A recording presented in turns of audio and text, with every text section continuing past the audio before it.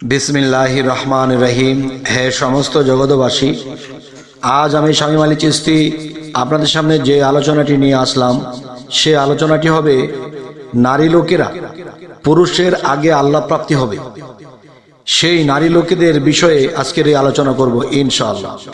যে অনেক নারী লোকের একটি বিষয় বলা আছে আমার সাথে, যে তারা বলেছে পুরুষের মুক্তির জন্য আপনারা ভক্তি সাধনা বিভিন্ন কিছু আপনি বলেছেন, কিন্তু আমরা নারী লোকেরা কিভাবে মুক্ত হব, কিভাবে আমরা এই পৃথিবীর জ্বালা যন্ত্রণা থেকে মুক্তি পেতে পারি এবং পরকালে আমাদের আত্মার মুক্তি পেতে পারি, তাহলে এই সম্পর্কে তো আপনি কিছু বললেন না। তাই আমি বলবো সেই বোনেদের জন্য, সেই মায়েদের জন্য, সেই স্ত্রী লোকেদের জন্য, সমস্ত পৃথিবীর সমস্ত সাধক এবং সাধিকাদের জন্য আজকের এই আলোচনাটি অবশ্যই মনোযোগে শুনবেন ইনশাআল্লাহ। দেখেন, যে একটা পুরুষ যদি 12 বছর লাগে আল্লাহকে লাভ করতে বা সাধন সাকসেস করতে, একটা নারী লোক তার 12 মাসেও হয়ে যেতে পারে বা আরো আগেও হতে পারে। তাহলে সেই সুসংবাদটি আজকে শুনছি, অবশ্যই আমাদের চ্যানেলটি আপনারা সাবস্ক্রাইব করে রাখবেন, পরবর্তীতে যেন ভালো ভালো আলোচনা আপনাদেরকে দিতে পারি। তাই বলবো যে দেখেন, একজন নারী লোক দেখা যায় একটা পুরুষ লোকের হাত 2টা, কিন্তু একটা নারী লোকের হাত 10টা। তাহলে 10টা কেন? তারা 10 দিকে খেয়াল রাখে, বাচ্চার দিকে খেয়াল রাখে, রান্না বান্নার দিকে খেয়াল রাখে, স্বামীর সেবা যত্নের দিকে খেয়াল রাখে, ঘরের ধোয়া মোছার দিকে খেয়াল রাখে, এবং স্কুলে পাঠাতে হবে ওই দিকে খেয়াল রাখে, এবং স্বামীর কি হাল অবস্থা, স্বামী কি চায়, স্বামীর কি দরকার, বা স্বামী কি এসে ধমক মারে কিনা, তার কি প্রয়োজন, মানে 10টা দিকে তার চিন্তা, 10টা দিকে হাত ছড়িয়ে সে সংসারে কাজ করতে থাকে।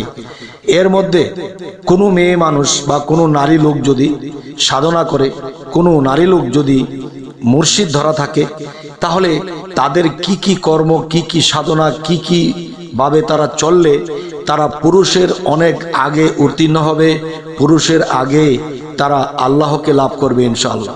দেখুন, সংসারের মধ্যে এত জ্বালা যন্ত্রণা, এত কিছু, যা কিছু মাস হয়, এর 10 ভাগের 2 ভাগ কিন্তু একজন স্বামী বা একজন পুরুষ লোক সয় না।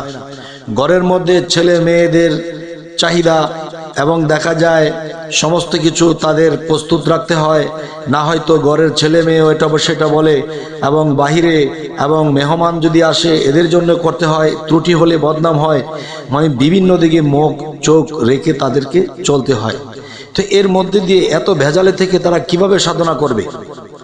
দেখেন, আমি তাদেরকে বলবো, যারা মুর্শিদ ধরেছেন এবং যারা না ধরেছেন তারা অবশ্যই মুর্শিদ ধরে নেবেন, এবং মুর্শিদের রূপ ছাড়া, মুর্শিদের আদেশ ছাড়া কিন্তু এই সাধনাগুলো হবে না। দেখেন, 24 ঘন্টার ভিতরে 12 ঘন্টা দিন, 12 ঘন্টা রাত, এর মধ্যে দেখা যায় যে ঘুমের মধ্যে দিয়ে দিলেন আপনি 6-7 ঘন্টা 8 ঘন্টা, কিন্তু দেখা যায় যে একজন মানুষ সারাদিন দুনিয়াবি কাজ কাম করছে, সব জায়গায় চলছে, কিন্তু এই 24 ঘন্টার ভিতরে আল্লাহকে 1টা ঘন্টাও দেওয়া হয়নি। তাই আমি বলবো মা বোনদেরকে, বিশেষ করে আপনারা আধা ঘন্টা থেকে কমপক্ষে 1টা ঘন্টা আপনি রাতে সময় দিবেন। যেরকম সেই সময়টি কিভাবে দিবেন এবং সারাদিন কি করবেন? হাতে করো গৃহের কর্ম, মুখে বলো হরি, অনায়াসে দেবে তোমরা ভব নদী পার হইয়া যাইবা গো। দেখেন, যে সারাদিন কাজে কামের ফাঁকে, সারাদিন এটা সেটার ফাঁকে কি করতে হবে? যে আপনি রান্না বান্না করছেন, বাচ্চাকে কোলে বুকের দুগ্ধ খাওয়াচ্ছেন, চুলার মধ্যে আগুন দিচ্ছেন, বা গ্রাম দেশে লাকড়ি ঠেলছে, লবণ দেখছে, আবার তরকারি কাটছে, আবার বাচ্চার দিকে খেলাচ্ছে, আবার অন্য বাচ্চা এসে ডাকছে, মানে ব্যস্ততার মধ্যে তাদের জীবন। এই অসহ্য জিনিস, এই জিনিসগুলো কিন্তু একজন পুরুষের পক্ষে সম্ভব হয় না। তারা কিন্তু রাগান্বিত হয়ে চর থাপ্পড় দিয়ে দেয় পোলাপানকে, কিন্তু মা বউকেই টেনে নেয়। তাহলে আমি বলবো, এই নারী লোকদেরকে আল্লাহ এত মায়া শক্তি দিয়েছে, আর না হয়তো পোলাপান যে ডিস্টার্ব করে, যে দুষ্টামি করে, এতে পোলাপানকে চর থাপ্পড় দিতে তাদেরকে মেরেই ফেলতো। কিন্তু এই কাজটা বাবার দ্বারা হয়, কিন্তু মায়ের দ্বারা হয় না। তাদেরকে যেরকম ধৈর্য, তেরকম তাদেরকে মায়া শক্তি আল্লাহ দিয়েছে। তাই আমি বলবো, হে সমস্ত জগৎবাসী, হাঁটতেছেন, চলতেছেন, খাইতেছেন, পাক করতেছেন, রান্না বাড়া করছেন, এর ফাঁকে ফাঁকে ভিতরে কি থাকবে? ইয়া আল্লাহ, ইয়া আল্লাহ, এই ভিতরে জিকিরটা রাখবেন। এই হলো 1 নাম্বার। দ্বিতীয় নাম্বার হলো রাত্রে সবাই যখন শুয়ে পড়বে তখন আপনি ঘরের একটি কোণে জায়নামাজ বিছিয়ে সুন্দর মতো বসে পড়বেন এবং চোখের পানির সাথে আল্লাহকে সরাসরি একটা রুকু বাদে একটা সেজদা করবেন। সেই সেজদাটি করার পরে আপনারা ডানে হলো রূহ, বামে হলো কালব। এই ডান থেকে বামে এবং বলতে হবে ডানে আল্লাহ বামে হু, ডানে আল্লাহ বামে হু। এরপর কি করতে হবে যে আপনি দম সাধনা করলেন, যেমন রেচক, পুরক, কুম্ভক। এর মধ্যে বিশেষ করে দেখা গেছে পেটে দম আটকা দিয়ে আপনি একদমে যতগুলো আল্লাহ আল্লাহ আল্লাহ বলতে পারেন। কেউ 100 বার পারে, কেউ 120 বার পারে, কেউ 50 বার পারে। যে প্রথম যারা করবে তো কম কম করবেন, আস্তে আস্তে দম বেড়ে আসবে। তখন এই সাধনাগুলো করার পাশাপাশি কি করতে হবে? মুর্শিদের সুরত রাখতে হবে। সেই মুর্শিদের সুরত রেখে যে খালাকালে ইনসানি আদম ওয়ালি সুরতিহি, আল্লাহ বলেছে কি তোমরা কি আমার রূপ সুরত দেখেছো? দেখোনি, কিন্তু আমার রূপে আমি আদমকে বানিয়েছি। তুমি যে মুর্শিদ ধরেছো, তোমার মুর্শিদ রূপে আমি আছি। সেই রূপে যদি তোমরা সেই সাধনা করো, দম সাধনা করো, তাহলে সেই রূপ বদলে একদিন তোমার রূপ গঠন হবে। পীর সুরতে চাহিলে এশকেতে মজিলে সেই সুরত বদলে হবে নবীর গঠন। সেই নবীর নূরে সর্ব অঙ্গ জুড়ে দিলেতে হইবে রৌশন। সেই রৌশনী করিয়া ফিরে ফানা ফিল্লার হালে গিয়া শেষে দেখবে নিরঞ্জন। নিরঞ্জন কিরকম?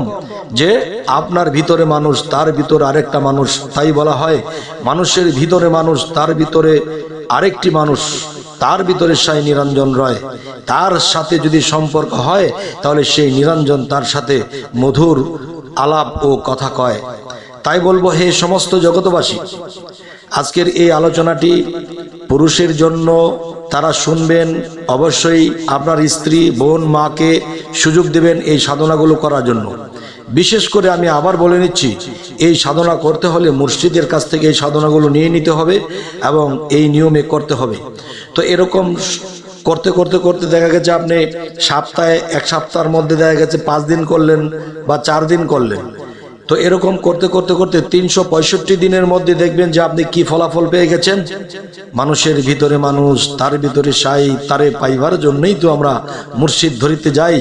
এই জন্যই তো মুর্শিদের দেওয়া সেই নাম অন্তরে মুখে গাই। তাই বলবো, হে সমস্ত জগতবাসী, হে নারীগণ, হে মা বোনেরা, আপনাদেরকেই বলছি যে অবশ্যই অবশ্যই আমার এই কথাগুলো শুনে মনে রাখতে হবে। যেহেতু ইউটিউবে একবার শুনলে হয়তো মনে পড়ে না, আরেকবার শোনেন, আরেকবার শোনেন, আরেকবার শোনেন। তাহলে এই দমের সাধনার মধ্যে একটা পেট ভরে আপনি যখন সাধনাগুলো করবেন তখন একদমে আপনি অনেকগুলো জিকির করে ফেলতে পারবেন। তো এটাকে বলা হচ্ছে পুরক সাধনা। এবং রেচক এবং কুম্ভক, এই 2টি সাধনা আপনার মুর্শিদের অনুমতি লাগবে অবশ্যই। আপনি সেখান থেকে অনুমতি নিয়ে যখন আপনি সাধনা করবেন তাহলে এই জীবনে আপনার সংসার জীবন ধন্য, আপনার পরকাল আখেরাতের জীবন ধন্য। আপনি আর থাকবেন না শূন্য, আপনি অবশ্যই হয়ে যাবেন পূর্ণ। এবং দেখা যায় আল্লাহ একদিন আপনার ডাকে সাড়া দিয়ে তখন দেখবেন যে আল্লাহ নূরে নূরান্বিত হয়ে সে আপনার সামনে উপস্থিত হবে। কারণ আপনি সমস্ত সংসারের বোঝা কাঁধে নিয়েছেন, সমস্ত দায় দায়িত্ব পালন করছেন, আবার আল্লাহর নাম ধরে রেখেছেন, আবার রাতের গভীরে আপনি আধা ঘন্টা 1 ঘন্টা আল্লাহর জন্য সাধনা করেছেন। তখন আল্লাহর মায়া হবে, তখন আল্লাহর মায়া হবে, মায়া হবে। আল্লাহ বলবে, আমার এই ভক্ত, আমার এই নারী ভক্ত সারা দিন কত কষ্ট করে, সারা দিন আবার আমাকে অন্তরের মধ্যে তার নাম জপতেই থাকে। আবার সে রাতের মধ্যে আরামের ঘুম ছেড়ে দিয়ে সে আধা ঘন্টা 1 ঘন্টা আমাকে ডাকে। আবার যখন শুয়ে পড়ে শোয়া অবস্থায় জিকির করতে করতে ঘুমায়। হে ফেরেশতারা, তোরা আমার কথা শোন।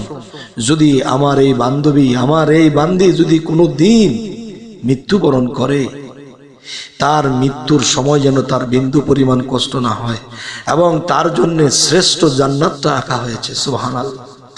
তাই বলবো, হে সমস্ত জগতবাসী, যদি কেউ আমার এই কথাগুলো মন থেকে শুনে থাকেন, কোনো মা বোন, কোনো স্ত্রীলোক যদি এই কথাগুলো শুনে থাকেন, ইনশাল্লাহ মানার চেষ্টা করেন, তাহলে আপনার এই মানব জনম ধন্য হয়ে যাবে ইনশাআল্লাহ।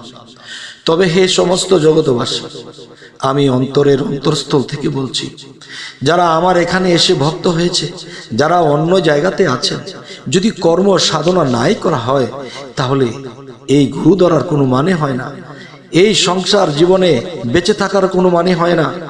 যে যার অন্তরে আল্লাহর নাম নেই, আল্লাহর ভয় নেই, আল্লাহর প্রেম নেই, নাই কোনো দরকার এই পৃথিবীতে বেঁচে থাকার। এরকম একটা জিনিস দেখেন, মানুষ যখন পৃথিবীতে বেঁচে থাকে, সে যদি দেখা যায় আল্লাহর ইবাদত সাধনা বাদে বেঁচে থাকে, তখন সেই মানুষটি এমনিতেই মৃতই থাকে। আর যখন তার কালবের মধ্যে জিকির চালু হতে থাকবে, সে সর্বক্ষণ আল্লাহর নামের উপর থাকবে, সেই মানুষটি জীবিতই থাকবে, সে আর কখনোই মরবে না। তবে কখনো মরবে না এই কথাটি বলতে কি, যে আখেরাতে যারা বিচার কাস্টে উঠে যখন জাহান্নামের পথে চলে যাবে, তারাই মরে গেল। আর যারা আল্লাহর প্রিয় হয়ে গেল, যারা আল্লাহর নাজাতে প্রবেশ করলো, তারাই মুক্তিগামী, আর তারাই আল্লাহর সেরা পুরস্কার প্রাপ্ত। তাই বলবো, হে সমস্ত জগৎবাসী, এই কথাগুলো শুধু আমার ভক্তদের জন্য নয়, এই পৃথিবীর সমস্ত নারী জাতির জন্য আজকে আমার এই আলোচনা। তবে আমার এই আলোচনা আজকে আপনাদের কেমন লাগলো? ভালো লাগলো? আলহামদুলিল্লাহ। খারাপ লাগলো? অবশ্যই কিন্তু আপনি আমাকে কমেন্ট করে জানাবেন। এবং আরো কিছু যদি জানার থাকে, কি বিষয়ে ভিডিও ছাড়লে আপনাদের ভালো লাগবে, অবশ্যই আমাকে জানাবেন। এবং সকলে ভালো থাকবেন। যদি ভালো লাগে আমাদের চ্যানেলটিকে সাবস্ক্রাইব করে আমাদেরকে পাশেই রাখবেন, যাতে করে প্রত্যেকটা আলোচনা আপনাদের কাছে পৌঁছে